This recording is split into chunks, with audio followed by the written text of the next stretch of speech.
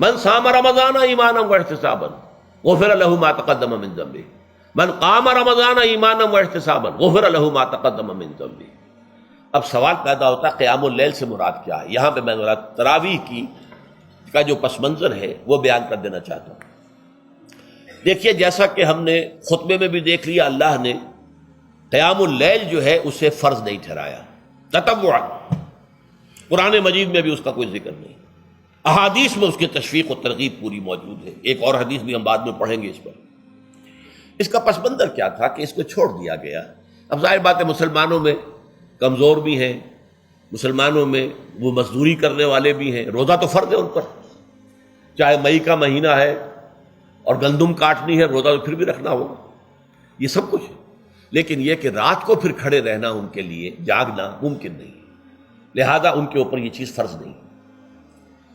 حضور نے تراویح کی نماز یا قیام اللیل نہ اسے فرض قرار دیا، نہ اس کے بعد جماعت کوئی اہتمام کیا مستقل، صرف 3 راتیں آپ نے جماعت کروائی ہے، اس میں 8 رکعتیں آپ نے پڑھی ہیں کہ جو آپ کا معمول تھا تہجد کا وہ پڑھی، اور تہجد کے وقت ہی جماعت کرائیے۔ یہ ہے وہ حدیث۔ اس کے علاوہ کسی نماز تراویح جو ہے جو ہم پڑھتے ہیں 20 رکعتیں عشاء کے ساتھ متصل، اس کا کوئی ذکر نہ دور نبوی میں ہے نہ دور صدیق اکبر میں ہے۔ یہ دور حضرت عمر کی خلافت میں ہوا ہے، اور ہم نہیں کہہ سکتے کتنے سال کے بعد ہوا ہے۔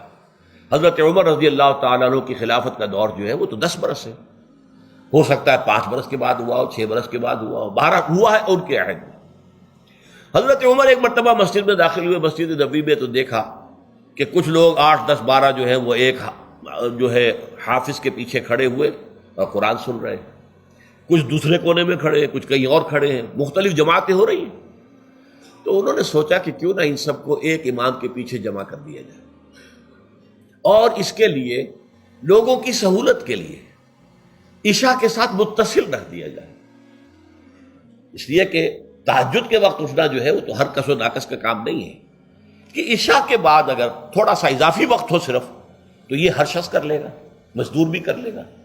لہذا آپ نے یہ نظام تجویز فرمایا کہ عشاء کے متصلاً بعد 20 رکعت نماز پڑھی جائے اور ایک امام کے پیچھے پڑھی جائے۔ یہ گویا کہ اجتہاد ہے حضرت عمر رضی اللہ تعالی عنہ، اس کو آپ نے خود بدعت بھی قرار دیا ہے، لیکن بدعت حسنہ۔ بدعت کس اعتبار سے؟ لغوی اعتبار سے، نئی بات، اس لیے کہ حضور کے زمانے میں نہیں تھی، تو یہ اس طریقے سے ایک نئی بات ہے۔ لیکن یہ بات چونکہ بہت اچھی ہے، بہت عمدہ ہے، آپ جب یہ نظام چل پڑا تو ایک دن مسجد میں آئے، دیکھا کہ بڑی بھری مسجد ہے، صحابہ کھڑے ہیں اور ایک امام کے پیچھے قرآن سن رہے ہیں۔ آپ نے فرمایا نعم البدعۃ ھذہ، یہ جو ہم نے نئی بات شروع کی ہے یہ بہت اچھی ہے، بہت عمدہ ہے۔ اب یہاں سے فرق واقع ہو گیا ہے۔ ایک تو اہل تشیع جو ہے وہ تو ویسے ہی حضرت عمر سے بہت دشمنی رکھتے ہیں، عناد رکھتے ہیں، تو حضرت عمر کے اجتہادات سے انہیں نفرت ہے، انہیں دوری ہے، چاہے وہ کوئی سا بھی حضرت عمر کا اجتہاد ہو۔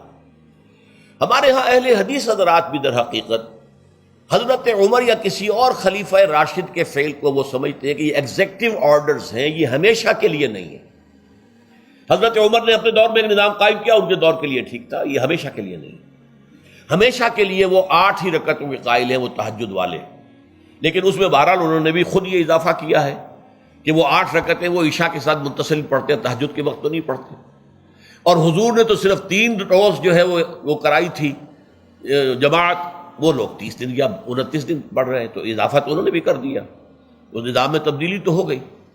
لیکن اہل سنت جو کہلاتے ہیں، ہمارے جو 4 جو ہیں، جو ہمارے مسلک ہیں، حنفی، مالکی، شافعی، حنبلی، ان کا اتفاق ہے اس پر حضرت عمر کا، کیونکہ ان کے سامنے اصول یہ ہے کہ حضور نے فرمایا علیکم بسنتی وسنت الخلفاء الراشدین المہدیین، تم پر لازم ہے کہ میری سنت کو پکڑو مضبوطی کے ساتھ، اور میرے خلفائے راشدین مہدیین جو ہیں ان کی سنت کو پکڑو۔ اس اصول سے یہ چاروں فقہیں جو ہیں حضرت عمر کے اجتہادات جو ہیں ان کو بھی پابندی سمجھتے ہیں کہ تمام عمر کے لیے، قیامت تک کے لیے امت مسلمہ پر ان کی پیروی لازم ہے، لہذا اس میں اجماع ہے۔ اور یہاں تک کہ یہ سب سے آخری جو اس میں مسلک پیدا ہوا ہے زمانی اعتبار سے سب سے پہلے مسلک جو ہے حنفی پیدا ہوا ہے، پھر مالک کی پیدا ہوا ہے، پھر شافعی پیدا ہوا ہے، اور پھر حنبلی آخری ہے۔ اور امام احمد ابن حنبل بہت بڑے محدث بھی ہیں۔ مسند احمد ابن حنبل جو ہے وہ بہت بڑی کتاب ہے، بہت اہم کتاب ہے، جامع کتاب ہے۔ تو ان کے ہاں بھی 20 رکعتیں ہیں۔ چنانچہ حرمین شریفین میں، سعودی عرب میں، مکے اور مدینہ منورہ میں جو نماز تراویح ہوتی ہے اس کی 20 رکعتیں ہیں، لیکن اہل حدیث حضرات جو ہیں وہ اس 8 کے اوپر اکتفا کرتے ہیں۔ بہرحال یہ ایک اختلاف ہے جو میں نے اس کا پس منظر بیان کر دیا، لیکن اس 20 رکعت نماز سے ادا کرنے سے جو کہ زیادہ سے زیادہ 50 منٹ یا 1 گھنٹہ لگتا ہے، اس سے وہ قیام اللیل کا حق ادا نہیں ہوتا۔ قیام اللیل کا تو کچھ اور ہی تقاضا ہے۔ قیام کسے کہتے ہیں؟ یہ سورہ مزمل سے واضح ہوتا ہے، یا ایھا المزمل قم اللیل الا قلیلا نصفہ او انقص منہ قلیلا او زد علیہ ورتل القرآن ترتیلا۔ آدھی رات یا آدھی رات سے کچھ کم، یعنی تہائی رات، یا آدھی رات سے کچھ زائد، 2 تہائی رات، یہ ہے قیام اللیل۔ چنانچہ سورہ مزمل ہی کی آخری آیت جو دوسرا رکوع مشتمل ہے جس پر، اس میں صاف کہہ دیا گیا ان ربک یعلم انک تقوم ادنی من ثلثی اللیل ونصفہ وثلثہ وطائفۃ من الذین معک۔ اے اللہ کے نبی، اللہ خوب واقف ہے کہ آپ بھی اور آپ کے ساتھ ایک جماعت بھی رات کو کھڑی رہتی ہے، 2 تہائی رات یا آدھی رات یا 1 تہائی رات۔ تو یہ سارا معاملہ جو ہے قیام اللیل کا، گویا کہ کم سے کم 1 تہائی رات پر اس کا اطلاق ہو سکے گا، یہ نہیں کہ 1 گھنٹے۔ اب اس کے ضمن میں دیکھیے حدیث پڑھیے، تیسری حدیث ہے عن عبداللہ ابن عمرو ابن العاص رضی اللہ تعالی عنہ۔ یہ وہی عبداللہ ابن عمرو ہے جن کی میں نے آپ کو حدیث پہلے سنائی ہے۔ یہ ساری رات کھڑے رہتے تھے، پوری رات، اور ہر روز روزہ رکھتے تھے، جس پر حضور نے منع کیا، لا تفعل، مت کرو ایسا۔ رضی اللہ عنہما، یہ خود بھی صحابی ہیں اور ان کے والد عمرو بن العاص بھی صحابی ہیں۔ ان رسول اللہ صلی اللہ علیہ وسلم قال، کہ اللہ کے رسول صلی اللہ علیہ وسلم نے فرمایا الصیام والقرآن یشفعان للعبد، روزہ اور قرآن بندے کے حق میں شفاعت کریں گے۔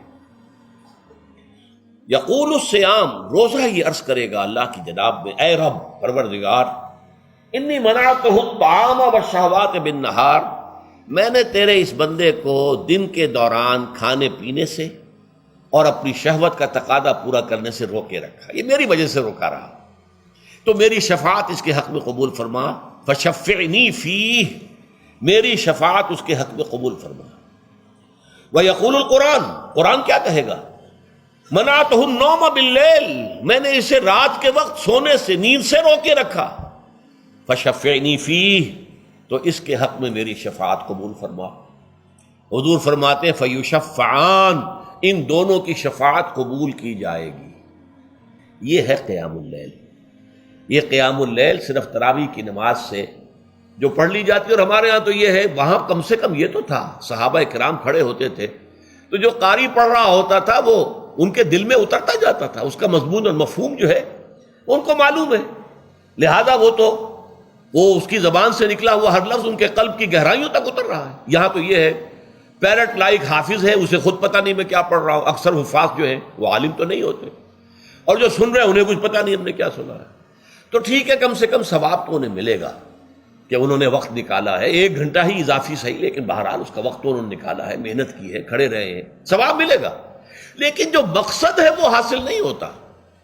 اس مقصد کے حصول کے لیے اول تو قیام اللیل کی کم سے کم مدت 1/3۔ اگر کوئی شخص فرض کیجئے کہ اس کے ہاں کوئی اور انتظام نہیں ہے، جیسا کہ ہمارے ہاں ہم نے انتظام کیا ہے، بڑے بڑے شہروں میں دورہ ترجمہ قرآن، اس میں ہمیں 5 گھنٹے لگ جاتے ہیں، نصف شب کے قریب تری جو ہے معاملہ ہو جاتا ہے۔ اس میں کیا ہوتا ہے کہ ہر 4 رکعت سے پہلے جو اس کے اندر پڑھا جانا ہے حصہ قرآن کا، اس کا پہلے ہم مطالعہ کرتے ہیں بیٹھ کر، ترجمہ اور کچھ موٹے موٹے نکات کی جو ہے وضاحت، پھر کھڑے ہو گئے اور قاری صاحب کے پیچھے 4 رکعتوں کے اندر وہ 4 رکوع یا جتنے بھی ہیں پڑھ لی، سن لی، پھر بیٹھ گئے 4 کے بعد، پھر اگلی 4 رکعتوں کے اندر جو کچھ پڑھا جانے والا ہے اس کا ترجمہ، اس کی تفہیم ہو گئی، پھر کھڑے ہو گئے، پھر سن لیا۔ اس طریقے سے 5-6 گھنٹے میں تراویح ختم ہوئی، تو تراویح بھی ہو گئی، حضرت عمر کے اجتہاد پر عمل بھی ہو گیا، 20 تراویح ہو گئی، لیکن یہ ہے کہ اس کے ساتھ جو اصل غرض و غایت ہے قیام اللیل کی، وہ بھی حاصل ہو گئی۔ یہ ہم نے 17 سال پہلے شروع کیا تھا یا 18 سال پہلے، اور وہ انشاءاللہ اللہ کے فضل و کرم سے اب چل رہا ہے، بڑے بڑے شہروں میں ہو رہا ہے۔ لاہور میں جن مقامات پر ہو رہا ہے وہ تازہ جو ندائے خلافت ہے اس کے اندر آپ اس کی فہرست دیکھ لیں۔ کراچی میں تو اس سے غالباً 3 گنا مقامات کے اوپر وہ کام ہو رہا ہے، اور دوسرے شہروں میں بھی ہو رہا ہے۔ تو اس سے در حقیقت وہ غرض و غایت، وہ حکمت جو ہے پوری ہوتی ہے کہ یہ دونوں چیزیں پیرلل ہیں۔ من صام رمضان ایمانا واحتسابا غفر له ما تقدم من ذنبه ومن قام رمضان ایمانا واحتسابا غفر له ما تقدم من ذنبه۔ تو سیام اور قیام جو ہے ان دونوں کا حق ادا ہو جاتا ہے۔ تو یہ ہے شہر رمضان الذی انزل فیہ القرآن ھدی للناس وبینات من الھدی والفرقان فمن شہد منکم الشہر فلیصم ومن کان مریضا او علی سفر فعدۃ من ایام اخر یرید اللہ بکم اليسر ولا یرید بکم العسر ولتکملوا العدۃ ولتکبروا اللہ علی ما ھداکم ولعلکم تشکرون۔